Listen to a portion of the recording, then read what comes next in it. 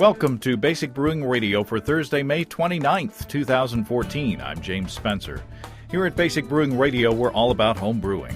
This week we join Blind Mice brewer Casey Letellier at a meeting of the Brewers of Siloam Springs, or BOSS, as they sample batches of imperial stout and add them to a whiskey barrel for some delicious aging. If you're new to home brewing and would like to get into the hobby for the first time, check out our website, basicbrewing.com, where you can find archives of our audio and video podcasts and our DVDs to walk you through basic and more advanced brewing techniques. You can find me on Twitter. My username is Basic Brewing, all one word. Also, you can find me on Facebook at facebook.com/basicbrewing.james. Our show page on Facebook is at facebook.com/basicbrewing. Thanks to everybody clicking on the Amazon.com associate link on our basicbrewing.com site. You know how that goes, apparently. Whenever you think of Amazon shopping, go to our website first, basicbrewing.com. Click on our Amazon ad on the right-hand side of the page. That will take you to Amazon, where you can shop as you normally do. Won't cost you any extra, and you'll be helping us to bring you this show. We greatly, greatly appreciate your support. Our associate links for Brew Your Own magazine and the American Homebrewers Association on our site work in this similar fashion. You can find our Basic Brewing iPhone app on iTunes and our Android app on Amazon.com. We're in the BlackBerry podcast directory. We're in the Stitcher app. We're on the Google+. We're in the Windows Phone directory. We're just everywhere. Check out our Brewer's Logbook at basicbrewingshop.com.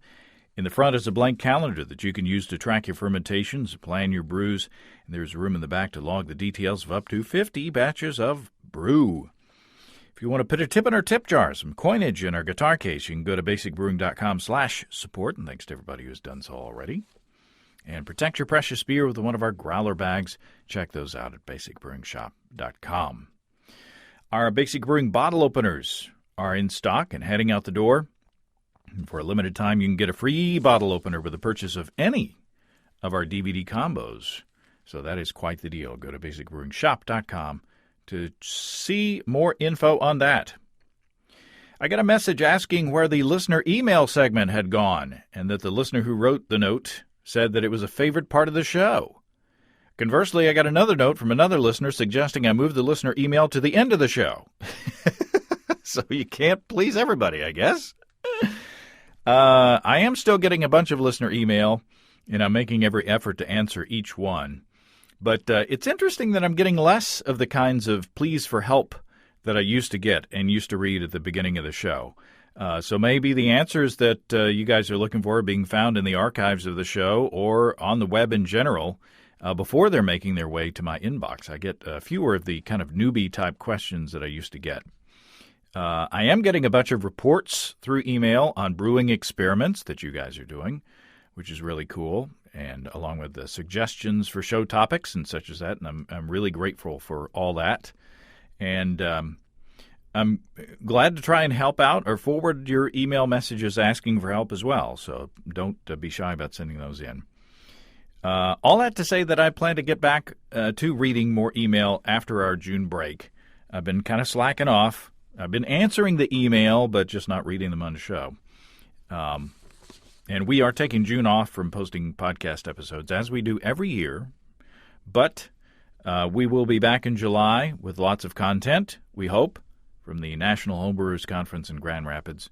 Got a bunch of email from listeners who are planning to be there. So if you're wandering the halls or at one of the venues, stop and say hi. Now, fans of the archives will recognize the first voice that you will hear this week way back in December of 2005. Wow. I went to Casey Letellier's house to brew with him and a couple of his friends for what they called a blind mice brew. And if you haven't heard that show, it was a lot of fun to do. Now, Casey has helped to establish a really cool restaurant in Siloam Springs, Arkansas, where I went to record the show. And he's helped to found a homebrewing club. And I recently spent a Saturday afternoon with members of BOSS, the Brewers of Siloam Springs, as they sampled and evaluated their batches of imperial stout about to go into a whiskey barrel. Well, Casey, you were one of the early participants in the podcast, and here we are. Yeah. What? 8 years later, 9 years so. later. I think so. It's a long time.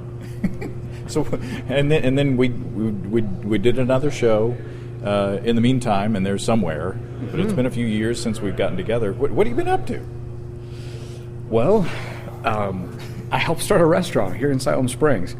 That we're standing under. Yes, under the restaurant, in the unglamorous underbelly of the restaurant. What's it called, and what's it about? It's called 28 Springs, and this is Chef Miles James from James at the Mill in Johnson, Arkansas. This is his second restaurant, and it is it's a little more casual, but very focused on cooking seasonally, cooking things that feel kind of appropriate for the region, but with a great sense of beautiful presentation, kind of a little bit of influence of French kind of technique, but with really familiar kinds of dishes. And so my area of this is probably not surprisingly, it's the bar. So I started the bar at 28 Springs, and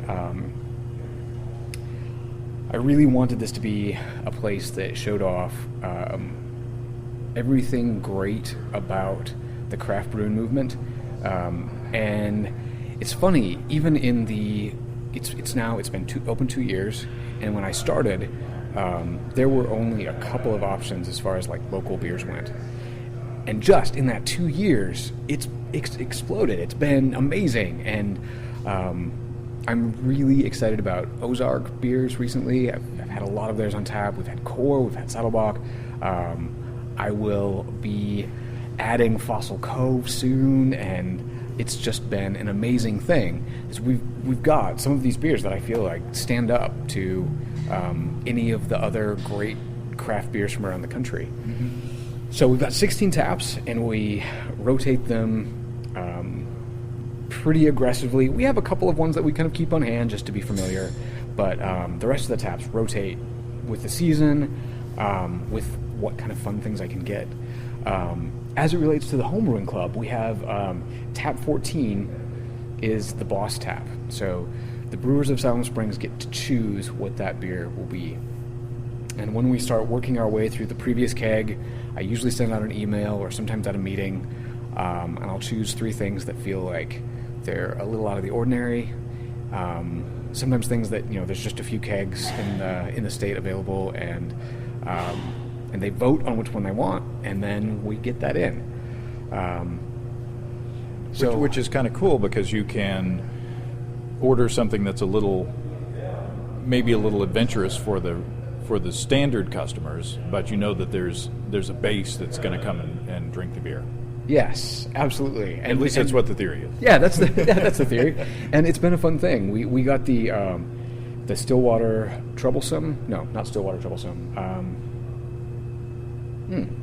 Who brewed Troublesome? Scurry? The brewery.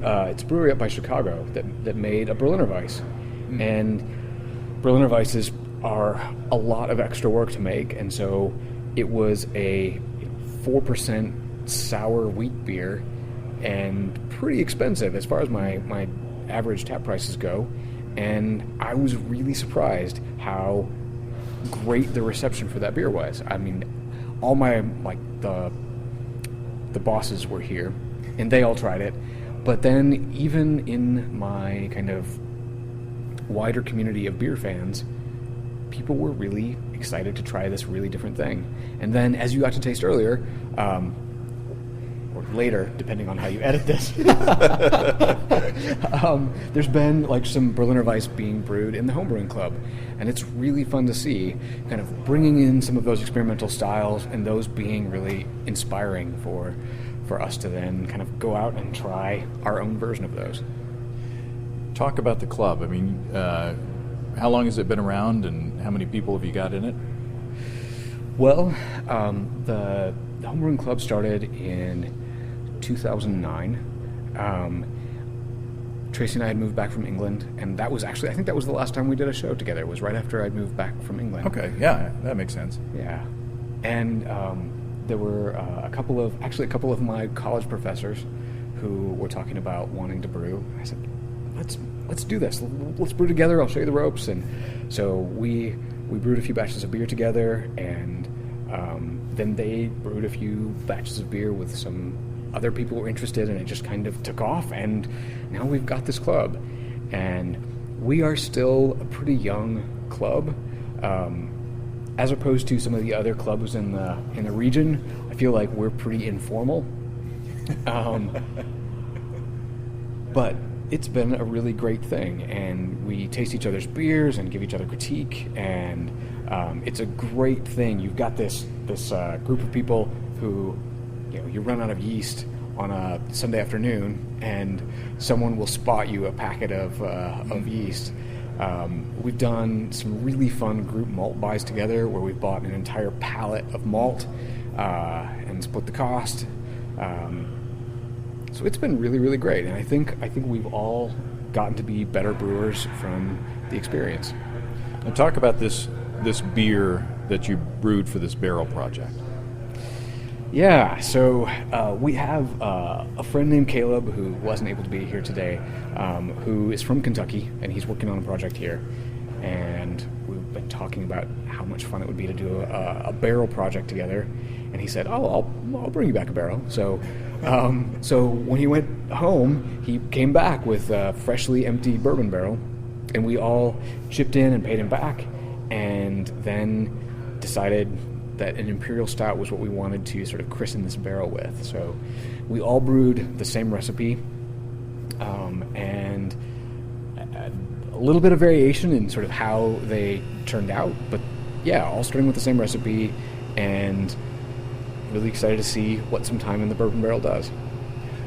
So can you give a few details about the recipe? Sure, yeah. So it was 19 pounds of Maris Otter, and then a pound of chocolate, a pound of roast barley, a pound of Caribbean, and a pound of Cara Munich, and then 1 pound of dark Belgian candy syrup.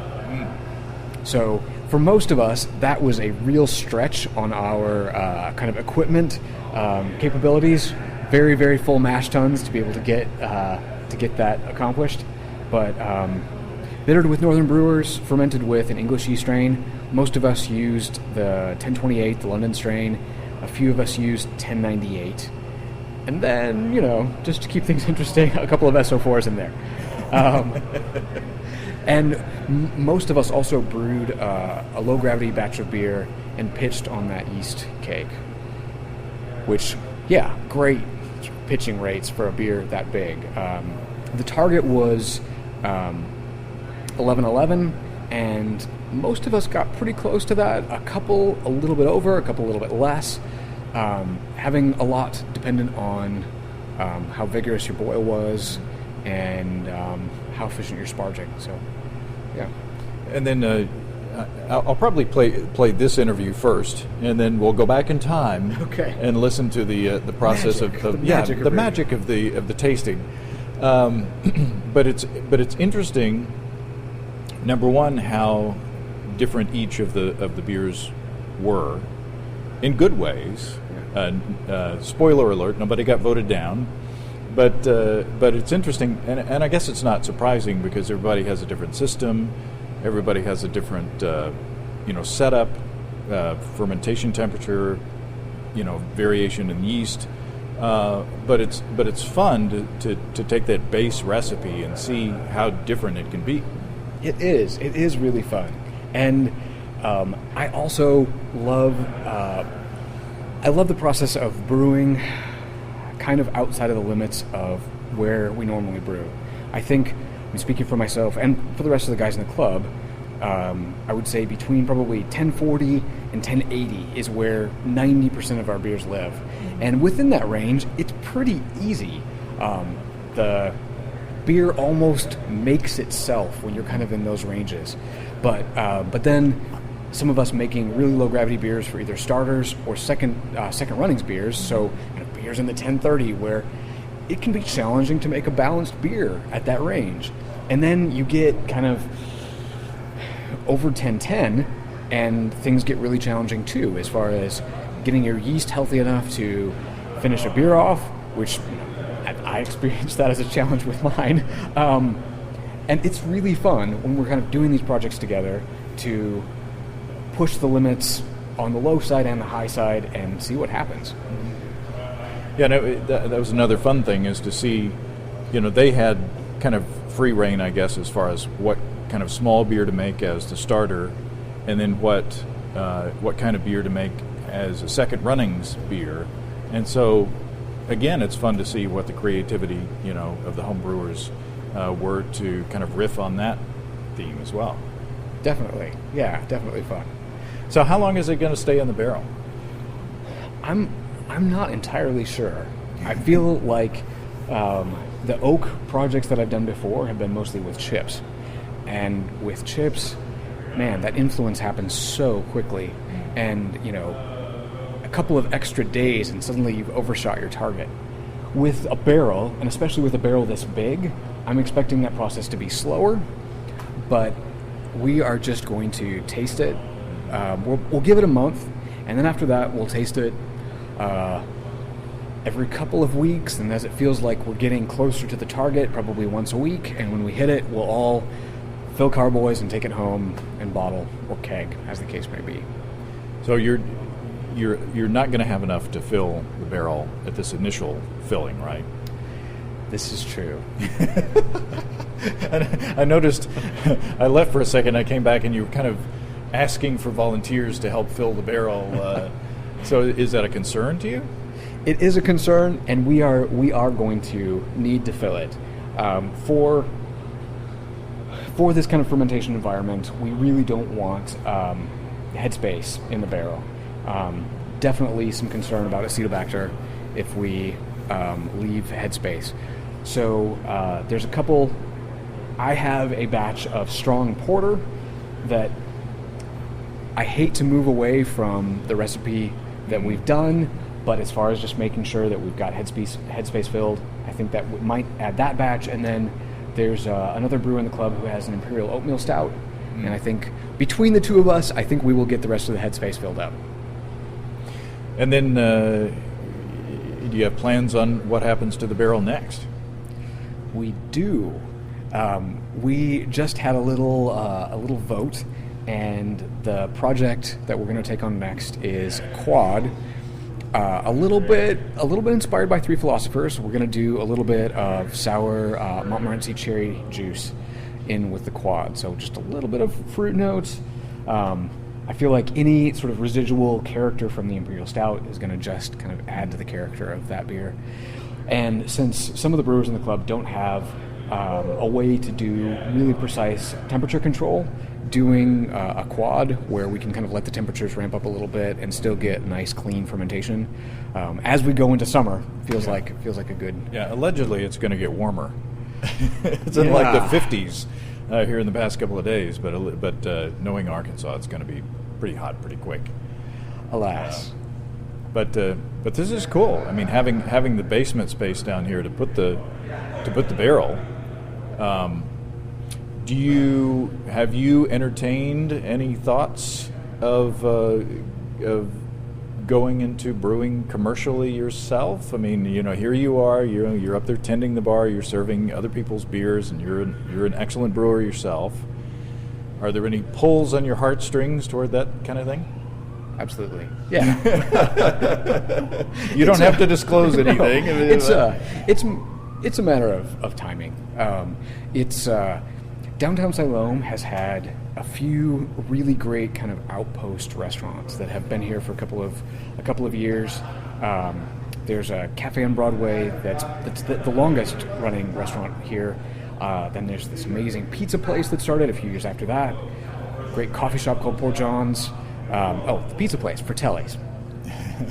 And then we've been here a couple of years now, and it feels like we are starting to get that kind of critical mass of going beyond just like scattered restaurants and actually having a restaurant scene.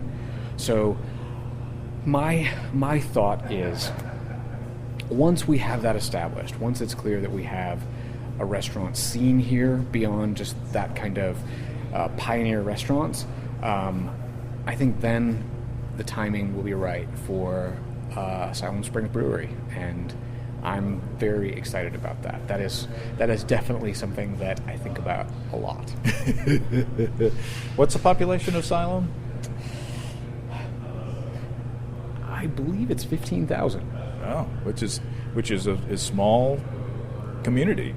And It is. It is. It is a small community, and it's one of those things where I think in the past it probably was too small to do something like a brew pub, but we are changing so quickly, and it's been wonderful to see. Like we talked about a little earlier, just seeing the Foam Fest and seeing what an amazing cross-section of people are now excited about good beer. Whereas 10 years ago, it was kind of a fringe thing to be excited about good beer. And now it's not really that strange. Now it's kind of ordinary people who have other hobbies as well who are into beer. And I do feel like, reflecting back on the time that we lived in England, kind of every village, even kind of village of 1,000 people, had a pub in the middle of the village. And I feel like we're still experiencing the sort of long-term hangover from Prohibition, of the kind of sweeping away of all of the great culture of good public spaces where you could meet friends and drink beer. It's taken a long time, and actually, for Benton County, it's just this last year when we finally went wet. And so we're repairing a lot of damage, and I look forward to the day when, around here as well, every little town has their own brewery that reflects the tastes of that group of people, and there's that place to sort of celebrate, the wonderful community that happens around good beer. Awesome. Well, keep us posted, Casey. Absolutely. Yeah. It's good to see you again. It is good to see you, too. It has been too long. We gotta let him be involved in this process as well. Well, this is the boss's the boss homebrewing club's first attempt at removing the bung from a bourbon barrel. I hope we don't wreck it. Explain that sound that we're hearing in the background. This is drywall screws going into the bung, so we have something to pry on. There you go, guys. Open. Got it. First of all, introduce yourself. Ryan Paskowitz. I'm a boss member here in Siloam Springs.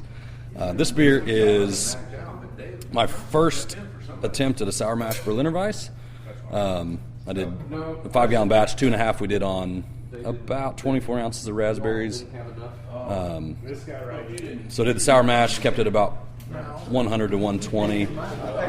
Ended up mashing a little too thin, so I had to heat my whole mash back up and then draw the wort off of that. And then just pitched USO 5, and that was the end result. So I pitched just in the sour mash, just pitched about a pint of unmilled grain and kept oxygen out, and turned out pretty good. So did it get stinky over the? How long did you keep it? No, actually, it smelled. It was on for 48 hours, and it I'd read a lot about trying to do this correctly, and thought it was going to be stinky and interesting, and it actually ended up smelling quite clean, kind of like yogurt. That clean Greek yogurt smell. Never got any pellicle or anything going, and so I was pretty happy. Well, this is very, very nice. It's tart, and the fruit comes through. And now a certain homebrewing celebrity has said that he has never tasted a sour mash beer that didn't taste like dirty dishwater. I don't think that tastes like dishwater, so I'm pretty happy. No, I think you're right. This is very tasty. Thank you very much. Yeah, cheers. So, Casey, we're going through the process of tasting each of the carboys. Yes. And it's a little bit. Is there a little bit of tension here because is there pride on the line here? There's probably a little pride on the line. And we agreed ahead of time that if we thought anyone's beer was crap, we would tell each other that and not put it in the barrel. We're generally pretty polite when we critique each other's beers, but there's too much on the line today. Because it's all going in together. Yes. This ended at 10:32, started at 11:15. So He I pitched overshot. yeast in it 3 times He to get overshot the it goal. where it's at. So So which good. It's good. You started on a yeast cake and then I started on a yeast cake at 10:28, and then at 2 weeks transferred and put on a USO4, or pitched USO4 in it, and then a week later made another starter and pitched 1028 in it again. And That's because it was at the 1060. yeah, Yeah. it was still Wasn't too. It was at 1060. Okay. So And then it got it down to here, and this is at 1032. it's actually it's pretty balanced the way it is. I mean, and so I think it's 11%. gonna- Yeah, it needs to sit for a Yeah. while. It's kind of boozy to me. The nose in it's really boozy.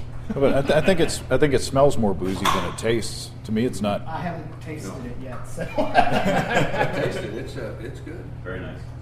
I'm thinking, you know, It's interesting how each one's different. It is, isn't it? if everybody votes it a no, that's fine with me. I'll take a vote, keg it, and drink it. This one seems a little more roasty to me. You change up the recipe, Casey? Oh, this one's on mine. This is mine. Sorry. There's a couple things. We bought 20 pounds of grain, and when we went ahead, we're like, oh, it was only supposed to be 19. So we have 1 extra pound of Mary Sauter in there, and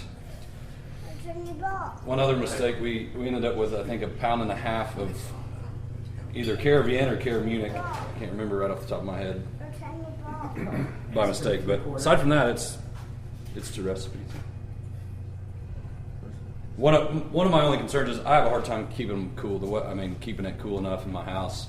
I don't have an aquarium set up, so it spiked on occasion to 70, 72, and then I'd try to bring it back down, in the mid 60s. But It's I do. It is interesting. It does feel more roasty than some of the ones we've tasted so far, but it's good. Maybe a touch more esters. maybe so. There are worse things to do, by the way, than this. Just an observation. it could be more. Yeah. The original gravity was just under 1, so 1098, 1099, something like that. Went down to 1022 before secondary, and I pitched SO4 in the secondary, so might be a little lower, I don't know. So, Thumbs up. Thumbs up. Did you use 1028 as well? yeah, I used 1028. Did anybody use 1098? I did. What, Cool, let's- on your let's do original, one of those Yeah, next. Let's do one of those what was next. on your original? You said 1028, right? I said 1028, and Yeah. then when Devin was out, I Yeah. thought 1098, and he was out of that too. It'll be Anyway, interesting to see yeah, what differences, I'm yeah. curious because it's in reading sort of since then, I was thinking 1028's got such a nice British Yeah. profile, but then reading and then hearing that 10% is really about its alcohol tolerance most of the time. So I thought, well, if we're doing the crazy high pitch rate that we're doing, it seems like it ought to be able to kind of work its way past 10%. But Yeah. so far, it doesn't really seem to.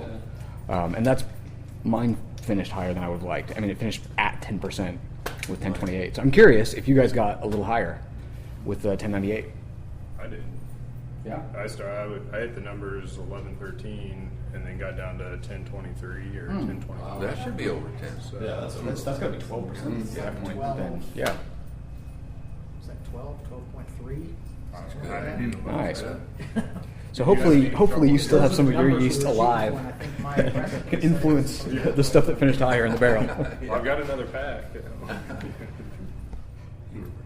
Yeah, Nice and sweet. it's roasty. Now, what's funny is that's the exact same recipe, exact same grinder, exact same brew pot as mine. And they're very different beers Because of the yeast. because of the yeast. As was your starter. And mine probably fermented a little higher than yours too, because I just had You it in didn't the have it back. in the freezer? No. And we're similar in that mine felt a little more roasty, and I don't recall using like putting too much more than the recipe called for in terms of roasted barley. So I wonder if we're getting a correlation of beers fermented a little warmer are showing a little bit more roast character. Could be. That's what we Well, this is a starter beer. Yeah, what are we tasting here? 1098. That's good. That's good. Which is this? The English bitter, the starter beer for my imperial stout. So this is the beer on whose yeast cake you fermented the bigger beer. Yes. This should taste pretty similar to mine. Same yeast, and we did an ordinary bitter. 3.2%. 1098. Yes. A nice grain after the syrup. This is pretty nice. That's a palate cleanser. Yeah, it is. Yes, it is. Exactly right. English Finished with a little bit of American twist. Finished with an ounce of Centennial for aroma at flame out. Smells nice. And yeah, it was 10:30. I think it was 10:35. It's about 3.2% or so. It felt like the Centennial kind of faded faster than I'd like, but Whoa, that's bright. turned out fair enough. That's good. It's small, but it's substantial. I mean, it's not it's not watery. I mashed pretty high. It was 158 or so to try to get a little more body. I did too. And that worked out pretty well. And then Northern Brewer hops somewhere in, I don't remember how many IBUs without looking. Yeah. Good little roasty. Yeah, very nice. Cheers. Got a little carried away with hops. In that case, In that case, you can give me in that more. case, no, that's enough. No. You must have more. We're going to acclimate you. So what is this, Casey? So this is my second runnings beer. Oh, wow. It's 1032, hopped with Amarillos, finished with quite a lot of El Dorado, and turns out too much.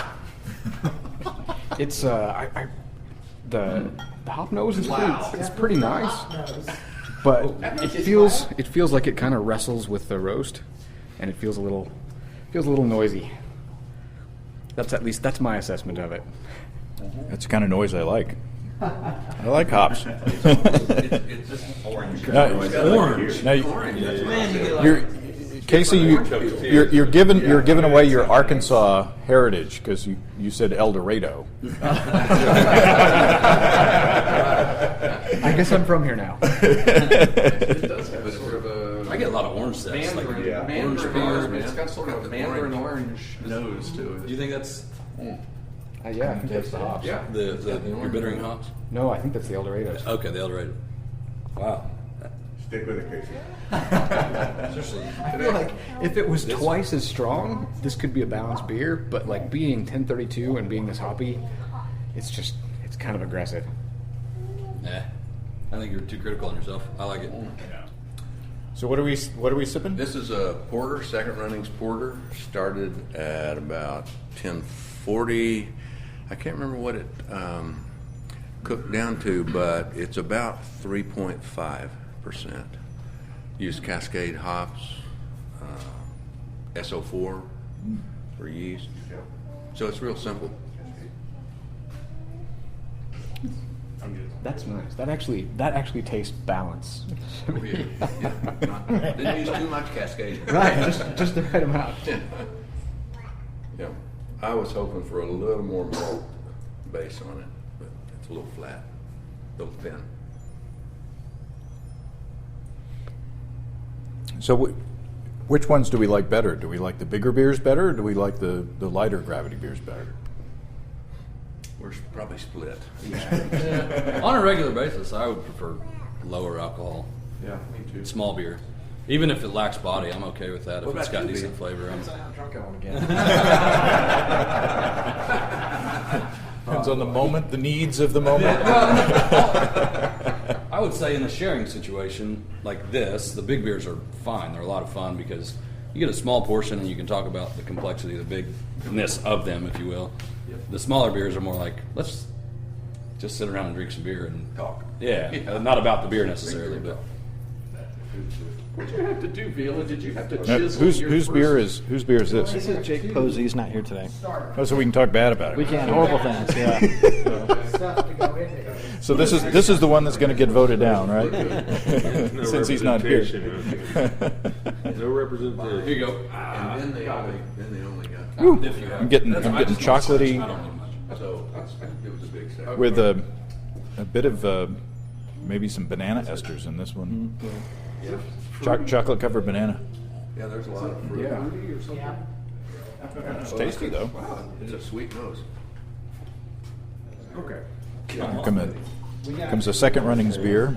It actually tastes stronger than Well, the previous one really had some legs on it. It really coated the inside of the little Oh, is this glass. Vila's second ring? It's me and Posey That's good. together. That's good. I don't want to get too. You need a tomahawk beer, this one maybe. Ooh. This came out to the second runnings were 1080. We got four. We got four. Quiet, man. We got Tell us why. because we're good brewers. No, Maximum efficiency. Story, so tell the no, it was from both of our beers, and so it's like 40 pounds, 45 pounds, 50 pounds of grain. Oh my God. And we got 4 gallons at 1080, which Posey didn't like, so he added a gallon of water, and it came down to about 1056. Okay. And so we got 5 gallons at So 1056. your original batch was like 300%. Yeah. That's nice. I missed the style. What? That's a pretty. It's the second runnings from the No, just- Imperial okay. style. It's brown. Brown. Yeah, it's dark and Dark brown. It's got some Beer. legs. I didn't want to be around. Yeah. So this is How embarrassing would it be if the founder of Boss got a thumbs down on his That'd be cold. so this is Casey's beer. This is Casey's beer. Oh my! Look at that. That's Yeah, that's Blake. boy. That sticks to the side of the glass. We were a little thin on that. Okay, that's good. Let's see, diacetyl. I think electrical wires. Band-Aids, Yeah, DMS. Vegetables, oil fish. butter.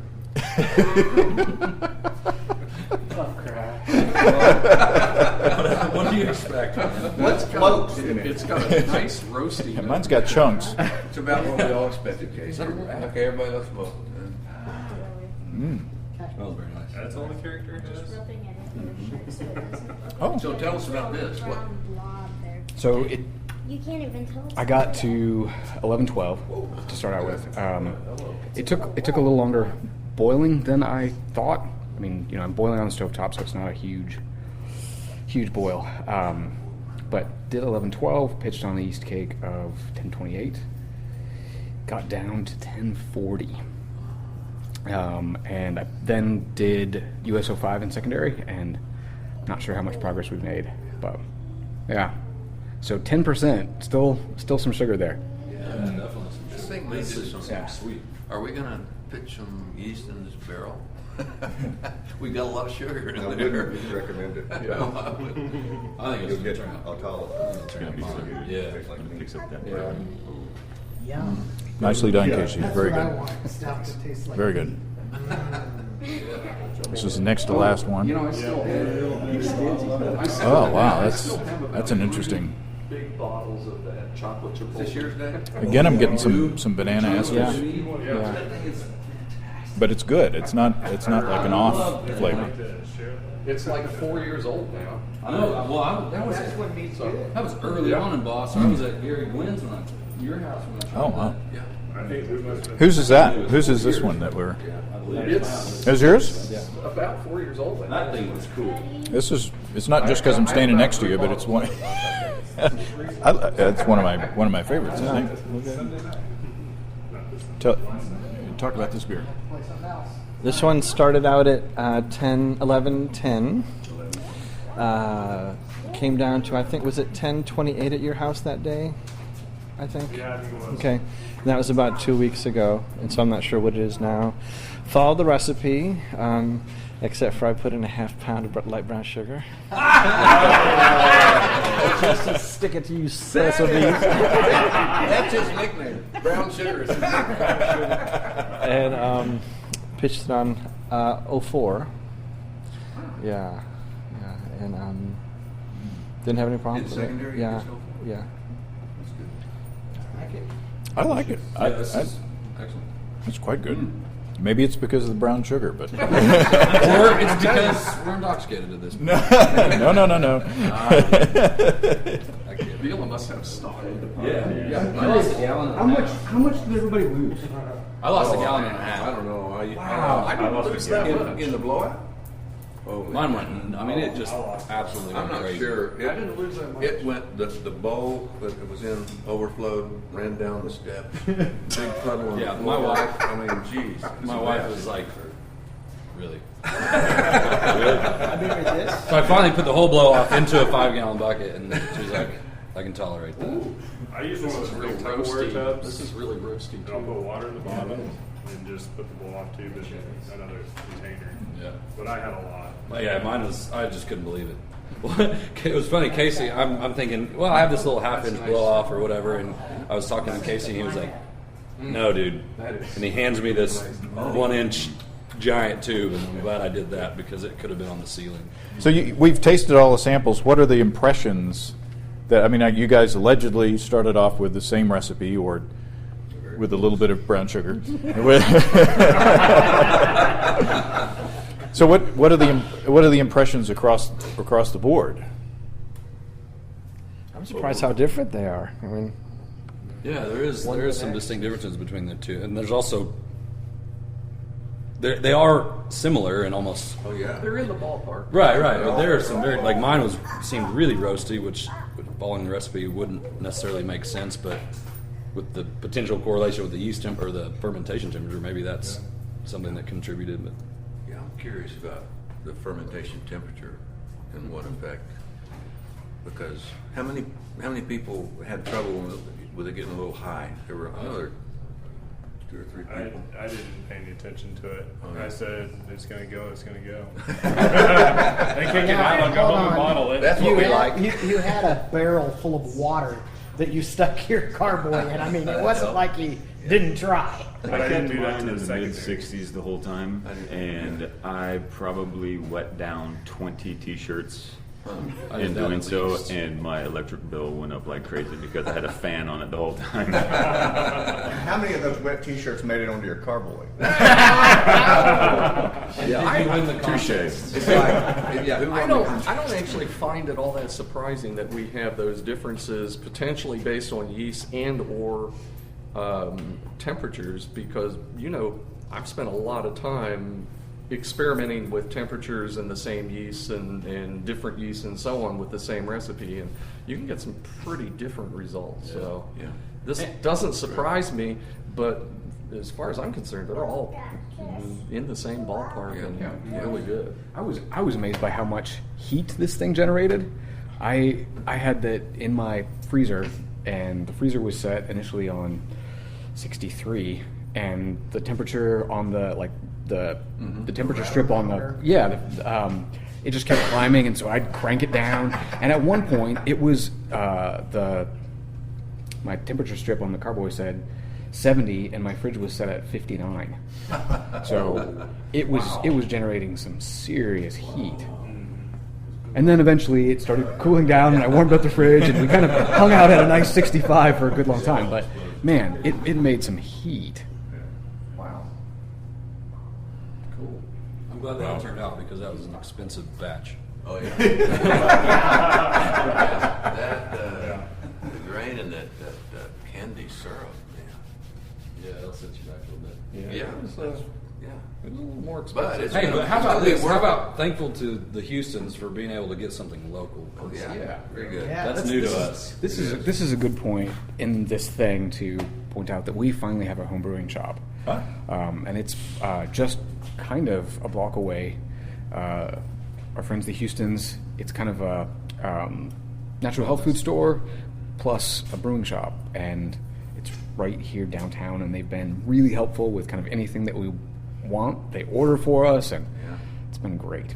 Feels like. Yeah, a good sign of like maturity to the homebrewing community here in Siloam Springs. I want to say cheers to Boss. I know our glasses are sort of empty now, but cheers to us. I think we did a good job. Yeah, we did. Cheers to all. Cheers. Well, thanks again to Casey and all the members of Boss. What a fun day.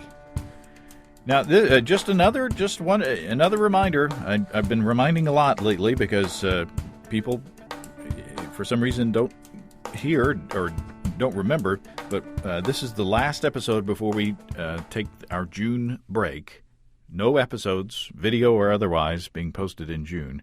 But never fear, we'll be back in July. Knock wood, with all sorts of new and fun stuff. And I've got a long list of episodes to record in Grand Rapids. It's going to be a busy, busy time. Until then, if you have brewing questions, show suggestions, or just want to say howdy, write to james@basicbrewing.com. Please don't forget, or just, I need a break. Or fill out the contact form at basicbrewing.com. Please don't forget to tell us where you're from. You'll find our new bottle openers on our shop. Our Basic Brewing growler bags are available. Protect your precious homebrew and craft beers you take it from place to place.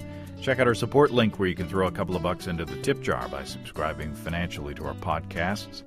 Be sure to check out our DVDs, Extract Brewing and Partial Mashing, Stepping into All Grain, Low-Tech Lagering and Decoction Mashing, and Introduction to Wine Kits. You can find them all on our site. Got combo deals to save you a few bucks if you want to buy more than one DVD at a time. And you'll get a free bottle opener with any of our DVD combos for a limited time. And you can check out our shirts in the store as well. Our Brewers logbooks are on the store. Keep track of up to 50 batches of beer with those. You can see a listing of the fine folks across the country who sell our DVDs on basicbrewing.com, and if there isn't a vendor in your area, you can order them online in our online shop at basicbrewingshop.com. Thanks to everybody who's continued to click on our Amazon.com link. We appreciate the support there.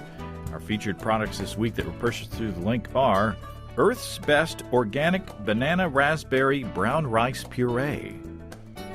I don't know if it's meant to do that, but you could put it into a beer. And Dorman 748-570 Jeep Liberty Rear Passenger Side Window Regulator with Motor. Thanks again, everybody. And remember, I can't tell who bought what, so no worries there. Just click on the Amazon.com logo on our site the next time you feel like Amazon shopping. And please don't forget us in the month of June. Please keep clicking on the link in June, even though we're not posting episodes. We would greatly, greatly appreciate your support. Don't forget you can also join the American Homebrewers Association and subscribe to Brew Your Own magazine through the associate links on basicbrewing.com.